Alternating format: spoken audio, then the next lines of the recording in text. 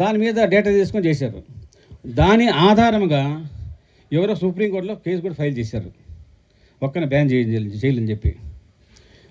ఆ సుప్రీంకోర్టులో కేసు ఉంది. WHO ఈ ప్రాబ్లం క్రియేట్ చేస్తుంది.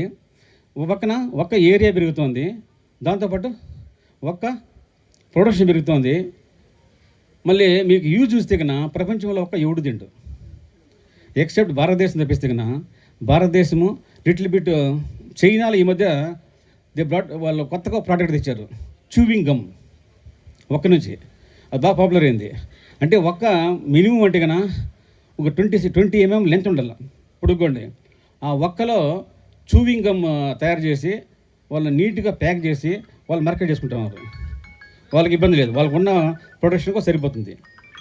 అప్పుడు ఏమంటే మీకు ఒక్క లోపల ఇతరం తీసేస్తారు, పైన ఉంటుంది కదా అస్కులో వేరే మెటీరియల్ నింపి చేస్తున్నారు. సో రిమైనింగ్ థాయిలాండ్, శ్రీలంక వాళ్ళు చేసి ఇవన్నీ మినిమల్, వాళ్ళకి పెద్ద ఒక్క ఇంపార్టెంట్ కాదు. సో మనకే ఇంపార్టెంట్ ఒక్క. అందువల్ల మనం చాలా అలర్ట్గా ఉండాలా, చేసుకోవాలా. దీంతోపాటు ఇంకొకటి ఏమిటి కన్నా ఇల్లీగల్ ఇంపోర్ట్స్ వస్తుంది వేరే వేరే కంట్రీస్ నుంచి. మీకు పర్టికులర్లీ బంగ్లాదేశ్ నుంచి లేకపోతే అస్సాం నుంచి ఇల్లీగల్ ఇంపోర్ట్స్ ఒకటి ఉంది, ఇల్లీగల్ ఇంపోర్ట్స్ ఒకటి. దీంతోపాటు గవర్నమెంట్ ఆఫ్ ఇండియా బయలుదేరే అగ్రిమెంట్ ఉంది మయన్మార్తో. ఎవ్రీ ఇయర్ 17,500 మెట్రిక్ టన్స్ ఒక ఇండియాకు ఇంపోర్ట్ కంపల్సరీ చేయాల్సిందే. బయలుదేరే అగ్రిమెంట్ ఎవడు చేయలేడు, దాన్ని ఎవడు ఏం చేయలేరు. సో ఇవన్నీ వచ్చిన తర్వాత దీంతోపాటు ముందు ఇంపోర్ట్ చేసే వాళ్ళంతా అక్కడ ఒక్క కేజీ 250 రూపాయలు అట్లా ఉండేది, మన ఇండియాలో 350 ఉండేది.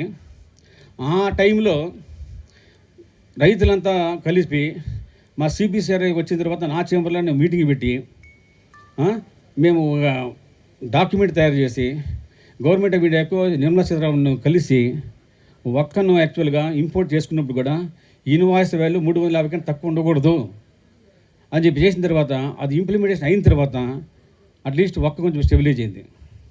ఇది కూడా ఇంపార్టెంట్ ఇష్యూ.